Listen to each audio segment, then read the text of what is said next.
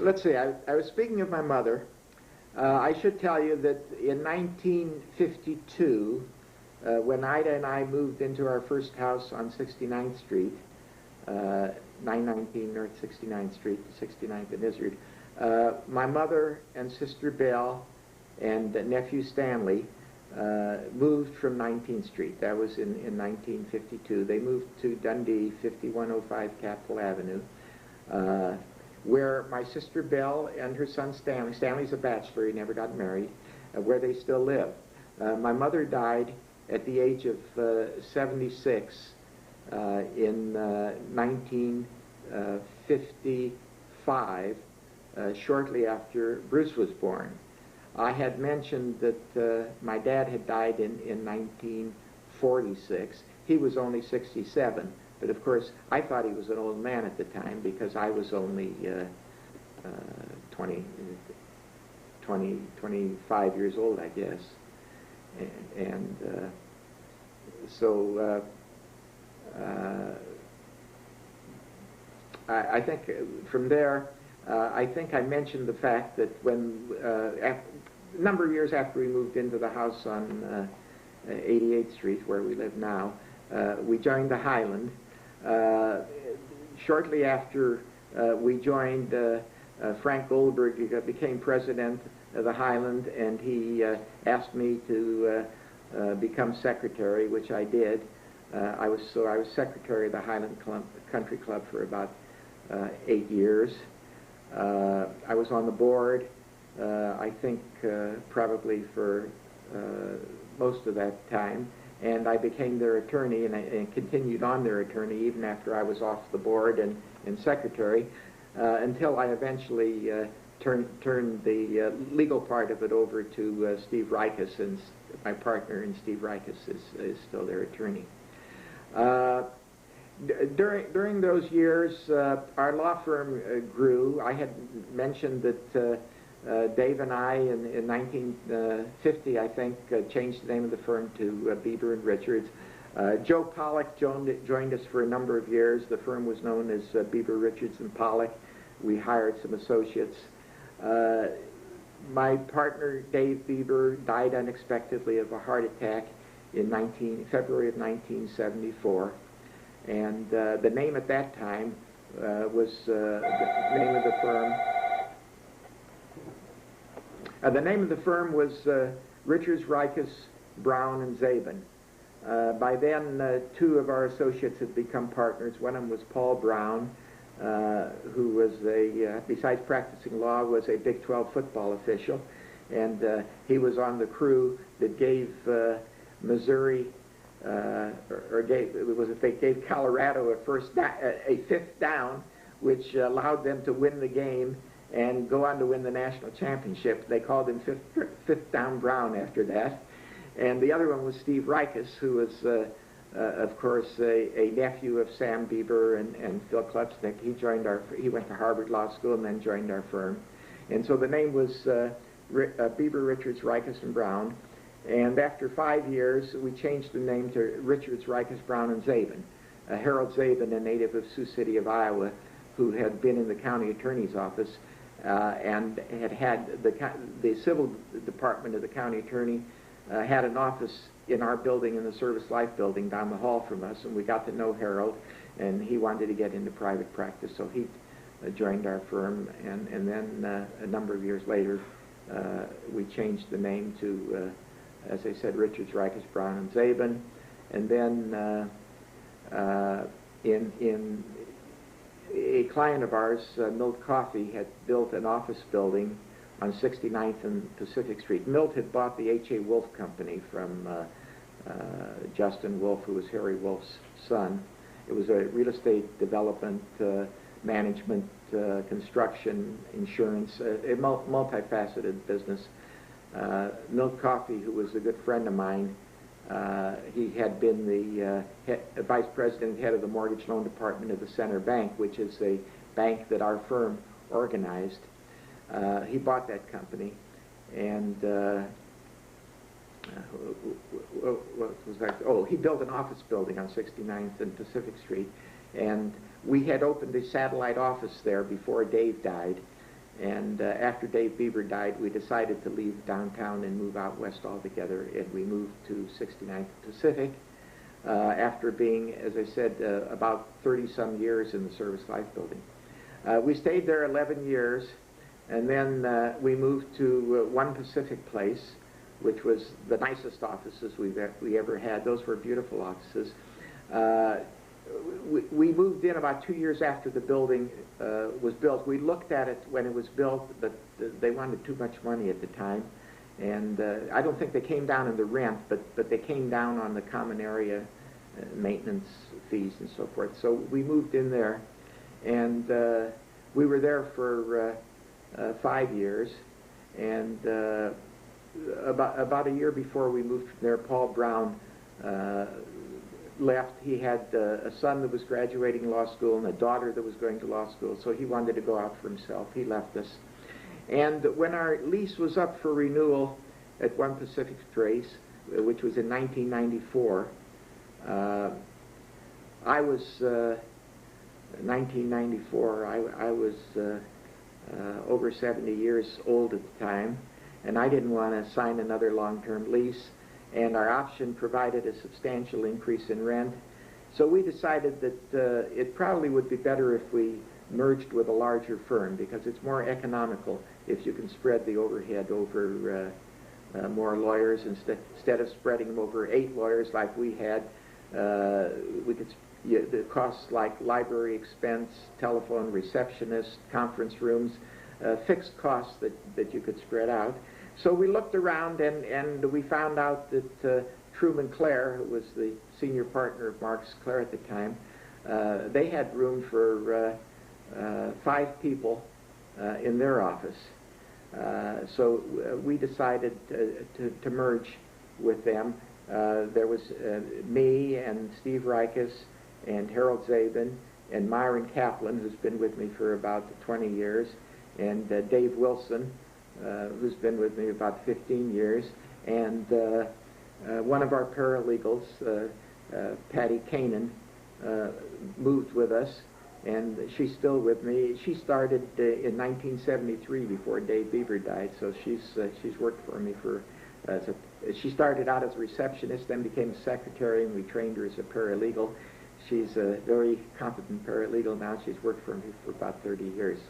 But the name of the Marks, Truman Clare's firm was Marks and Clare. It had been Ephraim Marks and Truman Clare.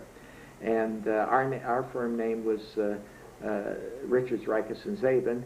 And that was too many names, we thought, to put together in a law firm. So the name of the firm was changed to Marks, Clare, and Richards, which is the name of which it is today.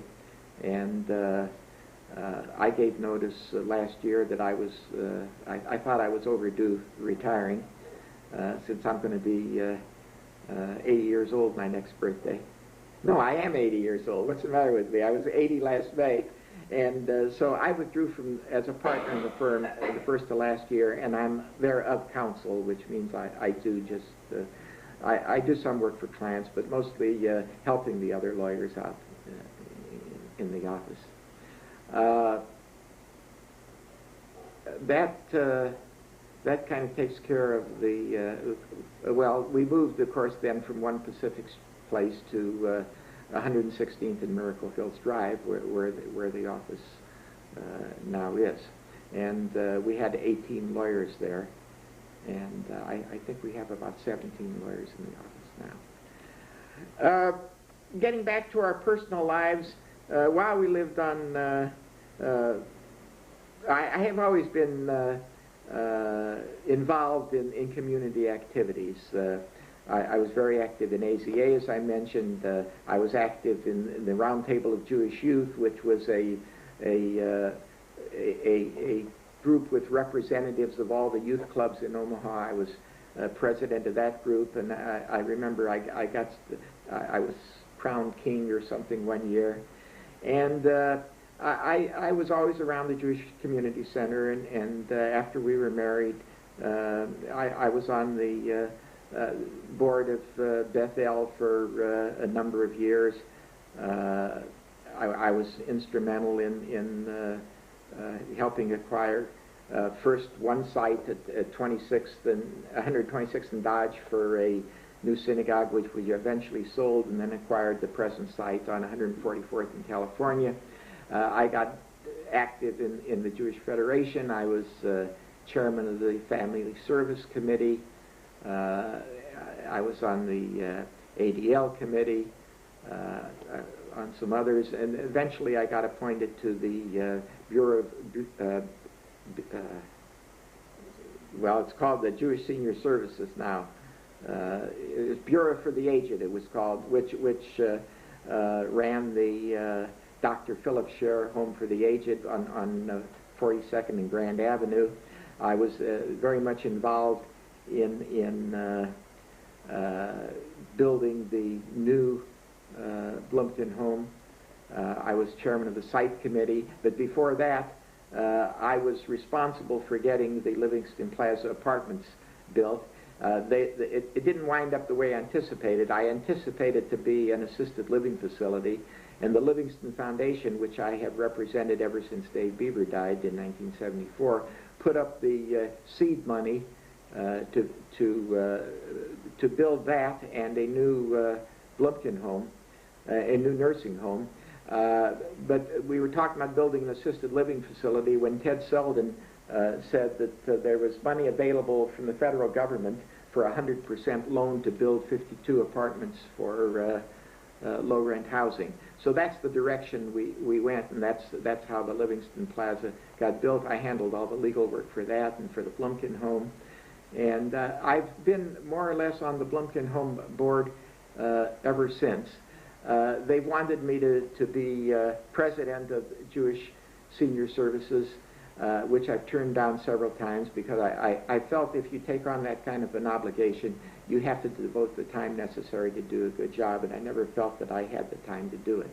The same was true with the Bethel Synagogue. I was asked on 2 or 3 occasions to be the president, and my family wasn't too thrilled about it because I worked long hours as a lawyer, and that would just aggravate the situation, so I always turned it down. But I remained active, and I still remain active. In about 5-6 years ago, the Federation created a special award known as the Spirit of Federation Award, which was awarded to me at the annual meeting in recognition of my years of service to the Jewish Federation. I think it's not an award that's given annually. I think it's been given one time since then. The Federation named me Humanitarian of the Year for the year 2001, and I received a plaque for that. I mentioned the Livingston Foundation, which is the largest Jewish charitable foundation, I think, in Omaha, which has given away, probably since I've represented them since 1974, we've given away probably $25 million, and we're still going. We don't have a lot, but we're still going. And I told them that I wanted to retire as their legal counsel and executive director when I turned 80 years old, and they selected my partner Myron Kaplan to take my place, but they also had a luncheon for me, and they brought Ida, and they presented me with a gift and had a nice write-up in the Jewish press. Another major client that I had, not from a monetary standpoint, but from a prestige standpoint, is my representation of the International Theater Equipment Association, which is the trade association of the motion picture equipment industry, the manufacturers of projectors and sound equipment and screens and chairs and rugs and everything that goes into a movie theater, which I owe to my lovely wife, Ida. She worked for Mr. Ballantyne when he owned it. It was a small theater supply company. During the war, they started manufacturing drive-in speakers, and they sold a lot of equipment to the military. That's when Ida worked there. After the war, his son-in-law, Bob Hoff, came to Omaha to work for Mr. Ballantyne, and Bob and I became friendly. And I did some work for him, but not for the company. Until 1960, when Mr. Ballantyne decided to sell the company, and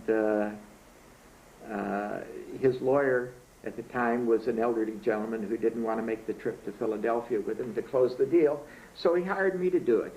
And I have represented the Ballantyne Company, which is now known as Ballantyne of Omaha, Inc., for over 40 years, and I just turned them over to Myron Kaplan, too. And they were, of course, on the New York Stock Exchange, and I was in New York up when we were ringing the bell when we got listed on the New York Stock Exchange. But that company fell on sort of hard times when the moving picture industry kind of collapsed a couple of years ago, but they're still going strong. They're still the largest projector manufacturer in the world. But Bob Hoff called me around 1970 from New Orleans and said there were two trade associations. There was a dealers association and a manufacturers association, and they wanted to merge, and because of their different trade levels they couldn't get approval to incorporate in New York, and asked what I suggested. I suggested they incorporate in Nebraska, which they hired me to do, and then they hired me to come to their first convention to help them get organized, which I did. And somebody on the board said, you know, I think we ought to have our council come to every one of our meetings. And a resolution to that effect was passed. So for the past 30 years, we've been going to like 3 conventions a year. We go to the Theater Equipment Association, which is our convention. It's a small group of about 175 members. And we generally meet at a resort area. This last year it was at Coronado Hotel in Coronado, California. The year before that it was at Hilton Head, South Carolina. Places like that. We've been all over the country. And we go to 2 National Theater Owners Conventions each year. One in Las Vegas, one that used to be in Atlantic City, it's now in Orlando, where all the theater owners come and the movie studios preview their movies, and they bring the movie stars in, and particularly in Las Vegas at the Show West convention. And I'd say over the course of the last, we've probably been going to those for about 25 years. We've probably seen every major movie star in Hollywood who have come and entertain. They speak at the lunches. They kid around, and they sing, they dance. We've had a lot of fun there. And in the early days, we used to meet them when the conventions were smaller. They would sit out with tables with the theater owners and so forth, and we'd get to meet them and talk to them. But as the convention grew, today the Las Vegas convention draws probably 6,000 to 7,000 people. They don't commingle anymore. They come in, they'll sit at the head table, or they'll be at the stage, on a stage, and entertain. But it's been a great ride, and we've loved it. As I said, it wasn't from a monetary standpoint, but from the standpoint of the people that we've met and of representing an international trade association has been a very enjoyable experience. That too, I have, at the last convention in Orlando in October, I retired as their general counsel, and I turned it over to another partner of mine by the name of Dave Wilson. I had taken him to Orlando with me. They interviewed him and they liked him, so they hired him as attorney. I should mention that the International Theater Equipment Association, at their convention at the Coronado Hotel in San Diego last August, they knew I was retiring. They had a dinner in my honor and presented me a nice gift and an award, a plaque, in recognition of my 30 years of service to the association.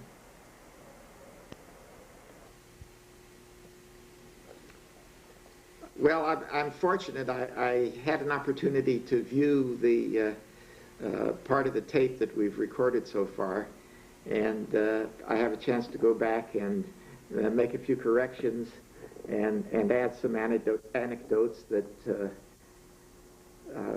I left out the first time. First of all, I want to make a correction. I had said in the tape that my mother came over to this country right before World War II, when actually it was right before World War I in 1914. Ida wanted me to mention a few things about her father, Morris Epstein, who was quite a guy, good-hearted. He would do anything for you. Back in the old days when we were high school kids and worked at the Central Market, some friends of mine worked on the 4th floor under him, and sometimes they'd get done with their work in the mid-afternoon, and he'd hide them and let them hang around for a couple more hours so they could make another 25 cents an hour so they'd have money to go out on a date that night. When we built this house in 1967, he had just retired from the Central Market, although I think he might have been working Fridays and Saturdays. And he came out here every day to watch every move that the contractors made. He called me up once, all excited. They were supposed to put in cast iron pipe for the sewer, and they were laying plastic pipe, so I had to come out and straighten that out. Another time he called me, we were supposed to have a 1-inch water line coming into the house, and he says, "It doesn't look like a 1-inch line to me." And I came out, and sure enough it wasn't, so it was 3/4 inch, so they had to correct that. So he was very helpful. Ida mentioned a couple incidents. When Morris died at 102 and a half, he came from a pretty healthy stock. His older brother Reuben died at 99 and a half, and his younger brother Sam was only 90 when he died, but he more or less gave up and starved himself to death. When his wife Jenny died, he just lost all interest in life, or he would probably lived a lot longer too. But when we went to his brother Reuben's funeral, we were invited afterwards over to Bernie Ausler's apartment, Bernie and Shirley Ausler, for lunch. So we went over there, and Bernie says to Morris, "I'm sure sorry about your brother." And Morris says, "Well, better him than me." So he was a comedian. There were a lot of incidents. He had a girlfriend when he lived at the Livingston Plaza Apartments, and a lot of incidents that I could tell you about that, but I don't want to go into that now. Another thing, I had told you where Skip met his wife Karen at MIT. They were both students there. I didn't tell you where Bruce met his wife, and I want to mention that only because there's a coincidence there. Penina is originally from Worcester, Massachusetts. Her folks still live there, and she and her 2 sisters, where her folks are Ed Siff and Myrna Siff, and they named their 3 daughters all with biblical names. Penina, who is mentioned in the Haftorah for the first day of Rosh Hashanah, and the other 2 girls are Tamar and Dahlia. Bruce was working in California, and Penina had gone out to California to make her fortune out there, and they met, and they went together for about 3-4 years before they were married. But the coincidence is that she's from Worcester, and our son Skip lives in Westboro, Massachusetts, which is about 10 miles from Worcester. So we've been fortunate because that's been a gathering place for both families, and we frequently go there for Pesach or for Thanksgiving or whatever, and Bruce and his family come up there, and they stay in Worcester with her parents, and so it's been most people think that Penina and Bruce met because she was from Worcester and Skip lived in that area, but actually they met in California, as I said.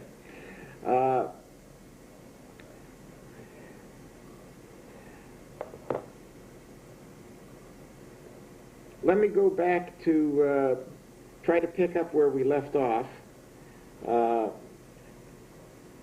I had mentioned the fact that we had joined the Highland Country Club in 1980, I believe. We belonged once before that. We belonged in about 1970 as social members, and then dropped out for some reason or other, and we joined again in 1980. I think that's when we gave up golf.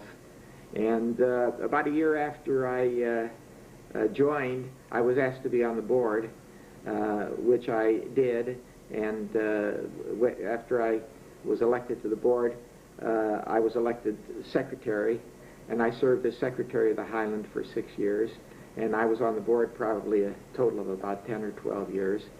I just mentioned that as one of my activities. I also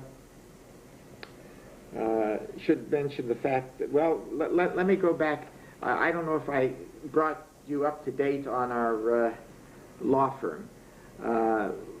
I was in the Service Life building on 19th and Farnham Street for about 32 years after I started practicing law.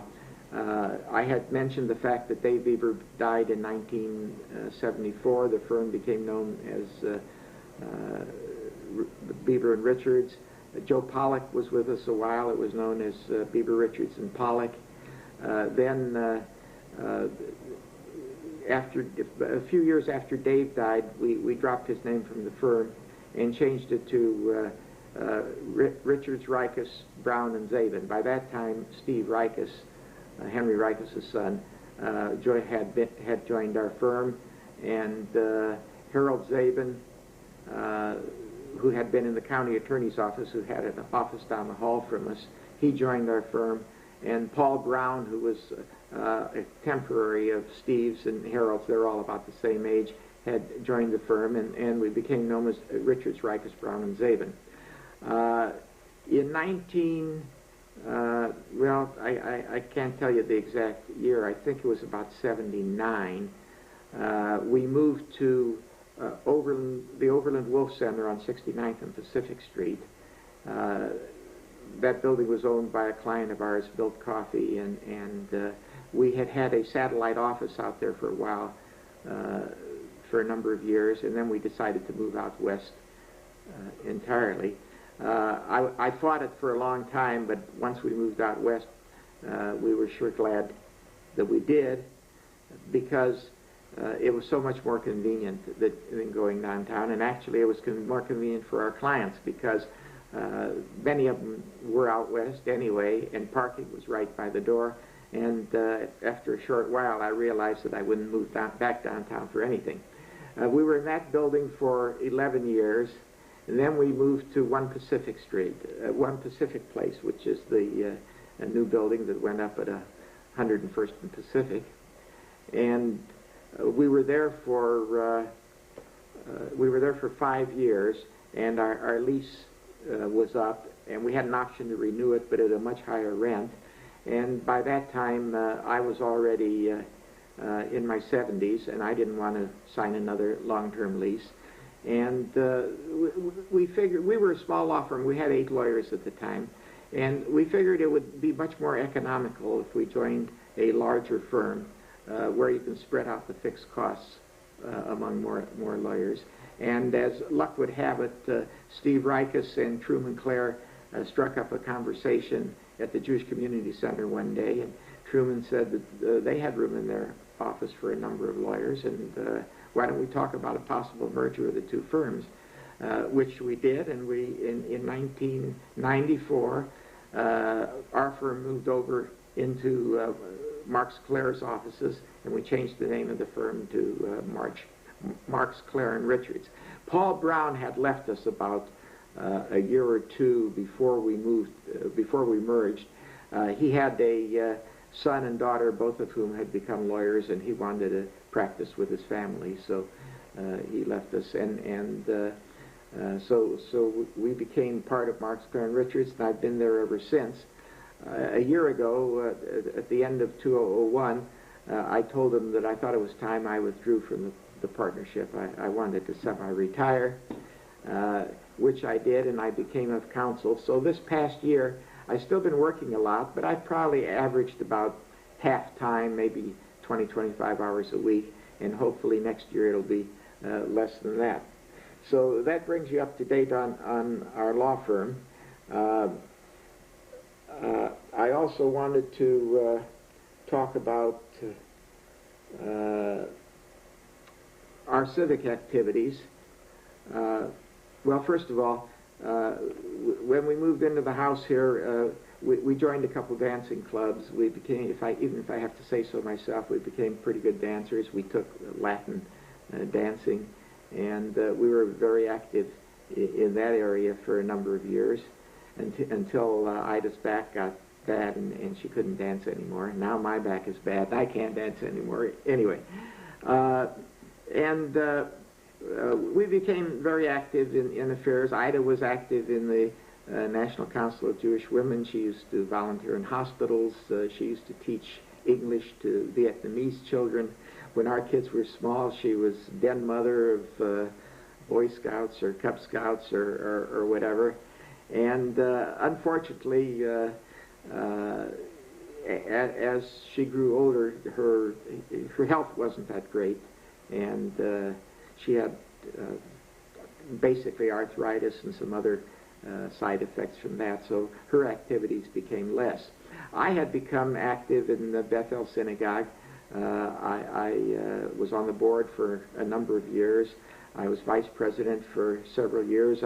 I was asked several times to be president, but I turned it down because a lawyer keeps pretty busy time-wise, and I felt that if you take on a job, you have to be able to devote the time to it to do a good job, and I didn't think I could do that, so I turned it down. I was active in the Jewish Federation. I was chairman of the Family Service many years ago. I've been on the board of the Jewish Senior Services, formerly the Bureau for the Aged, which operates the Blumkin Home and other community services for the elderly. Off and on, I've been on that board for 30-some years, and I'm still a vice president, and I've turned down the presidency of that board for the same reason that I turned down the presidency of Bethel Synagogue. And I've always participated in federation campaigns, and I was actively involved in the construction of the new Jewish Community Center. I was chairman of the site committee for the Blumkin Home and the Livingston Plaza Apartments, and I was actually, through the Livingston Foundation, I was instrumental in getting the Livingston Plaza Apartments built. About 4 or 5 years ago, I was surprised to learn that the Jewish Federation advised me that they were going to present me with a new award called the Spirit of Federation Award for my many years of service to the Federation. It was a new award. I think it's only been awarded to one other person since. I'm not sure of that. But it's not an annual award. It's used for special occasions. Then, about 3 or 4 years ago also, when Barbara Gottlieb was the director of the Jewish Senior Services, she nominated me to the American Association of Homes and Services for the Elderly as a candidate for Trustee of the Year. And believe it or not, I got the award, and I have a huge plaque for that. And then last year, the Federation surprised me again, and they named me as Humanitarian of the Year, and I have an award for that. So it's very gratifying to know that you're appreciated and that you're recognized. I don't know whether I mentioned or not that I retired as Executive Director and Counsel for the Livingston Foundation, a job that I had ever since Dave Bieber died in 1974. And on my 80th birthday, they had a luncheon in my honor and gave me a handsome clock as a gift and took pictures, and it was a very nice affair. On my 75th birthday, 5 years ago, the Livingston Foundation created an endowment fund with the Jewish Federation Foundation that's known as the Yale Richards Professional Education Endowment Fund.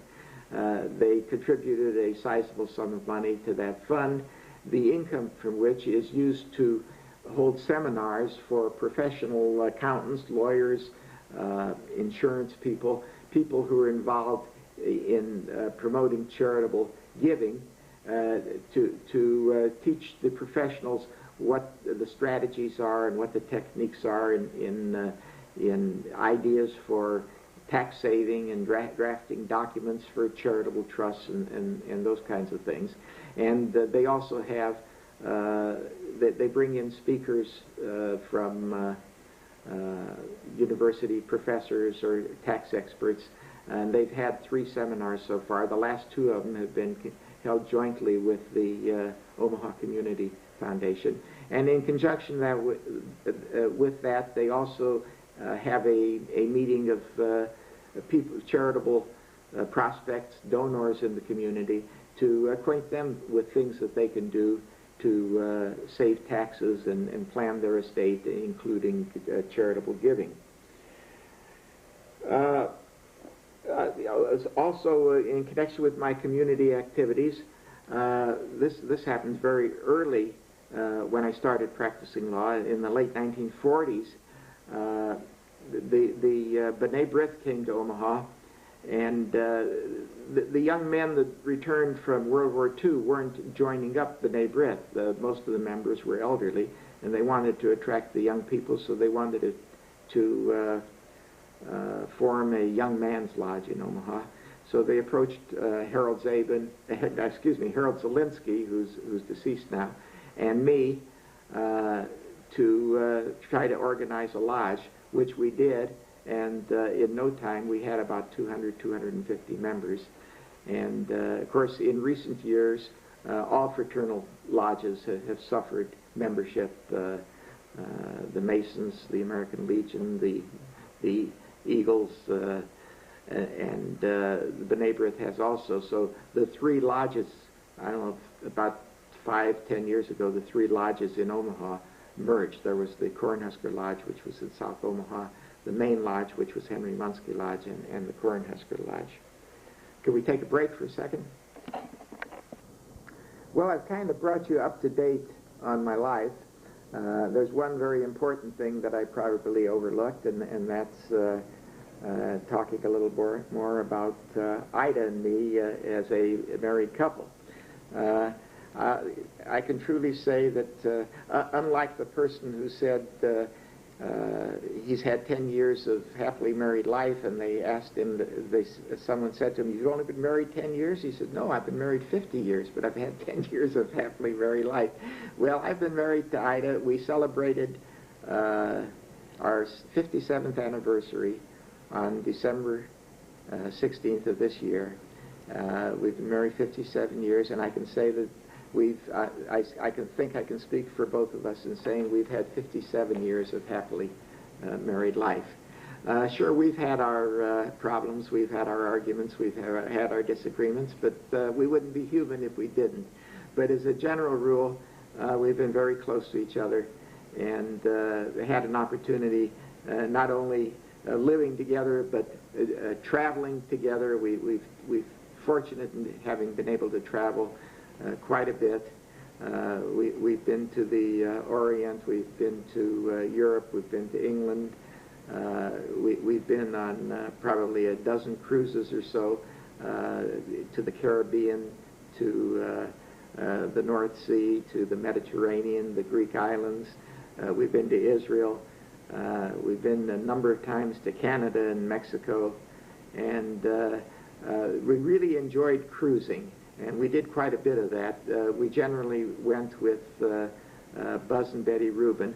I should kind of interject here the fact that our closest friends for a long number of years have been Buzz and Betty Rubin and Harold Bay Epstein and his wife Etta, and Jeanette Malnapomnick, who unfortunately are now both deceased, and Bernie and Shirley Alschler.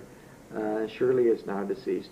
But for probably the last 35, 40 years, we've always celebrated our major birthdays and anniversaries together. Those are the ones every 5 years. And we've taken many trips together. and we've gone on vacations together. But the cruising we did mostly with Buzz and Betty Rubin, because the others had children living elsewhere, and the Pomnicks bought a place in Florida, and so they had other things to attract them. And cruising was a lot of fun because there was a lot of entertainment on the ship. During the daytime, you'd go ashore in various cities. One of the greatest cruises we had was in the North Sea, when we got to stop at St. Petersburg, Russia, and visit the famous Hermitage Museum there. And on that same trip, I remember we were eating in an outdoor restaurant in a famous park in Copenhagen. I can't think of the name of the park, but sitting there along the railing having lunch, along came Jerry and Frances Milder from Omaha, who were in town on a different cruise. Along came Buzz and Betty's daughters, the brother and sister of her in-laws. Along came another couple that we had made a real close friendship with on the cruise. And it was like old home week there in the middle of Copenhagen. And there were incidents like that happened all over. Our children went with us on one cruise. For our 70th anniversary, they took us on a cruise to the Mediterranean. And so we've had a very enjoyable life, regardless of the fact that we've had health problems, both of us, and everything, of course, doesn't go smoothly. You always have a little problem here and a little problem there. But we've been happily married for 57 years, and I'm thankful for that. And we've had a lot of time spent in California because Ida's sister Rose and her husband Joel Gross lived out there, and we would go out there once or twice a year. For the last 25 years or so, I'm sure I mentioned that we would go to a convention in Las Vegas, and from there we always went to California to visit them. And the last 10 years or so, we've been fortunate enough to be able to go away for a couple months in the winter. And usually we've gone to Scottsdale, Arizona, and we stayed there January and February, and then went to our theater equipment convention the first part of March in Las Vegas. And from Las Vegas we would drive to California to visit Joel and Rose.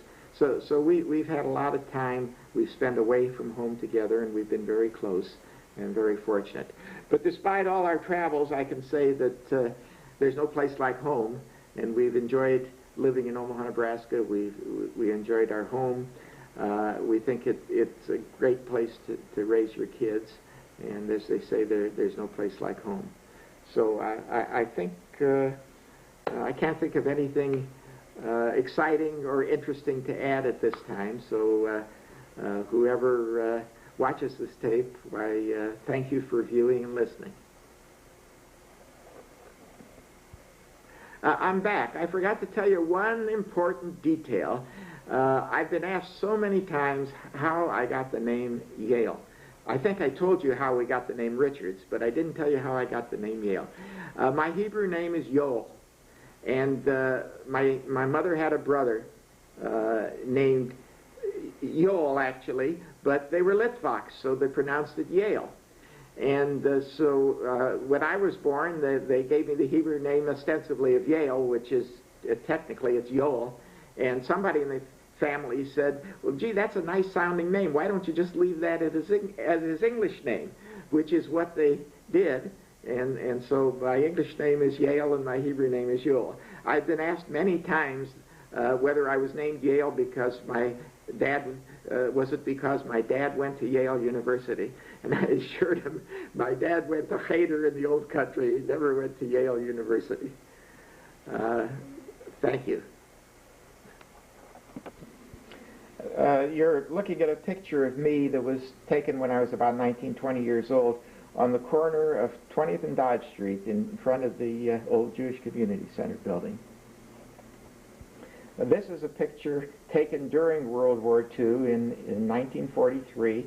I was stationed for a while in Brookings, South Dakota, and I would come home occasionally on weekends. This was taken on Ida's front porch when she lived at 1608 Willis Avenue. They moved during the war to 4821 Farnham Street, and the next picture you're going to see is one of Ida, probably around the time we were married, probably just after we were married. We were married in the winter, and this picture looks like it was, the picture you'll see looks like it was taken in the summertime. So it was probably around 1946, 47 at 48th and Farnham. That's the picture I was telling you about that was taken on the Epstein driveway at 4821 Farnham Street.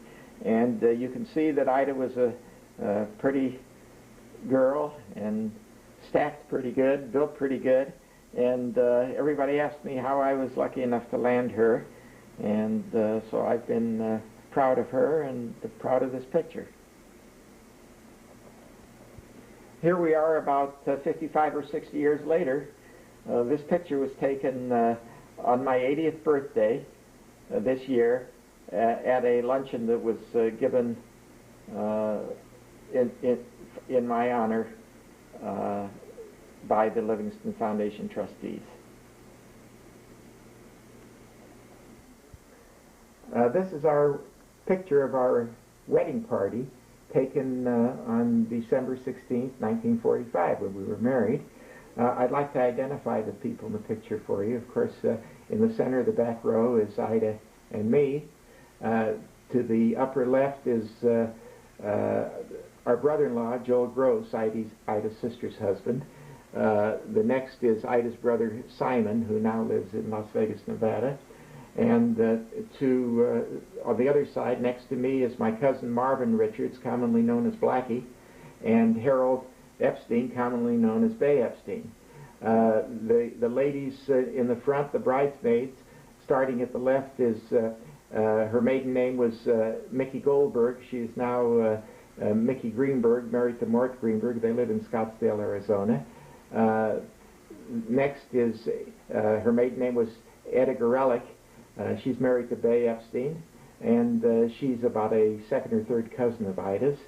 The next is Rose Gross, Ida's sister, and the next is Betty Cookland was her maiden name. She's married to Elliot Buzz Rubin, and as you can see, Etta and Betty were among the couples that I said were still our closest friends that we've spent a lot of time with, gone on trips with, and had a lot of fun. This is a picture of Ida and I taken on a cruise that we took about probably around 10, 12 years ago. I can't remember which cruise it was because we were on a number of them, but usually you get your picture taken on a cruise. That's pretty routine, and so there we are. This is a picture of Ida and I with both of our sons and their wives, which was also taken on a cruise. You'll probably may notice that it's the same type of chair that was in the other picture that you saw. And that's Bruce and Penina on the left, and Skip. Incidentally, I don't know if I mentioned Skip's full name. It's Howell Allen Richards and his wife Karen. And we're in the center, and that was taken, I would say, probably about 10 years ago.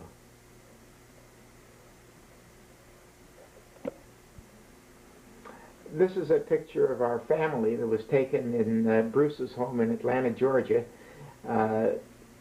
7 years ago on the occasion of our 50th wedding anniversary. The whole family met in Atlanta to celebrate our anniversary. The two girls on either end are Skip's daughters, Lisa on the left and Sarah on the right. And the little girl Lisa is holding is Bruce's oldest daughter, Nikhil, and she's 9 years old now. And of course, Bruce has two more children, Marley, who's 6, and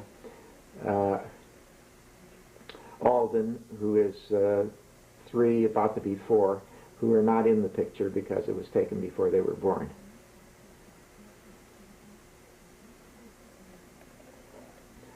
On the left, sitting next to Ida, is Penina, Bruce's wife, and Bruce is in front of Ida.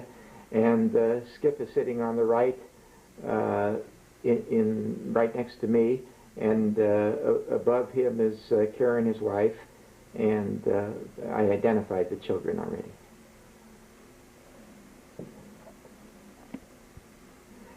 Here's a picture of Ida and I, alias Mickey and Minnie Mouse. This picture was taken in Rio de Janeiro, Brazil, probably around 25 years ago. We were on a trip to Rio. It was a large group on a charter flight, and they had a costume night in Rio, and that's the way Ida and I came dressed. And there were some hilarious costumes, and it was a really, really fun event. This is a group of our friends at a party given by Harold Cooperman for his sister Helen Gould and her husband Art Gould. I forget what the occasion was, but it was taken not too long before Art unfortunately suddenly passed away. Starting on the left, there's Bayonetta Epstein, Jeanette and Al Nepomnic, Ida and I, and Helen and Art Gould, Shirley and Bernie Altsler, and Betty and Buzz Rubin.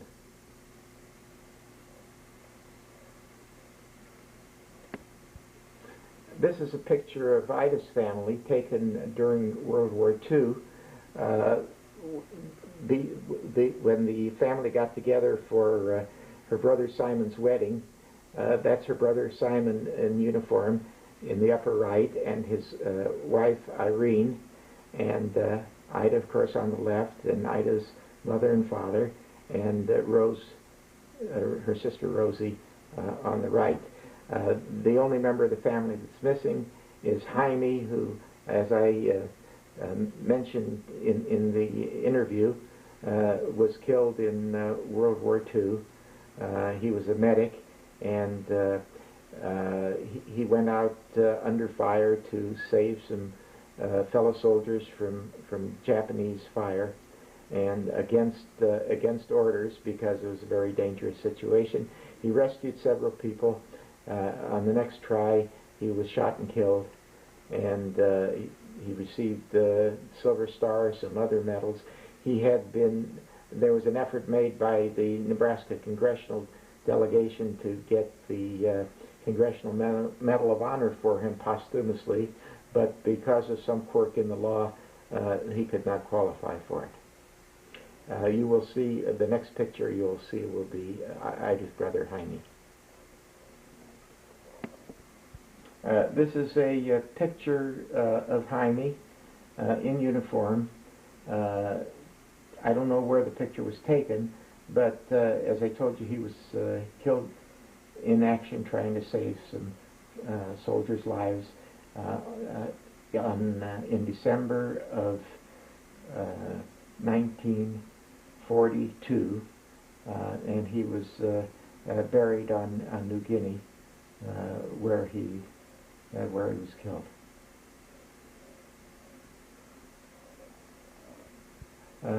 Jaime was about 21 years old when he died, and he was a very amiable fellow. He was a good athlete. He was a swimming star and a football player at Tech High School. He was a friend of mine. We worked together at the Center Market, and of course it was a big blow to the family when he was lost. Well, I'm back. I didn't realize we were going to show you some pictures of Ida and I and the family. And now that you've seen them, in order to close this taping, I would like to thank Dr. Ben Nachman for his patience and putting up with me and filming this. I really appreciate it. Thank you, Ben. Ben also asked me if I wanted to leave a message to my children. And I guess there is one thing I would like to say to them. Life has been good to us, and it's been good to my children. And you have to remember, nothing on this earth is free. You receive good things, and you have an obligation to give back a little to the world at large, to serve the people in your community, to become involved in community activities to help other people. I know Skip has been very active in his synagogue in Worcester, Mass. Bruce, I know you've been occupied with 3 little children and haven't had the leisure time yet to become involved in some service to the community. But remember that you receive a lot and you have to give back a little bit, and I hope you and your family live up to that expectation. Thank you very much.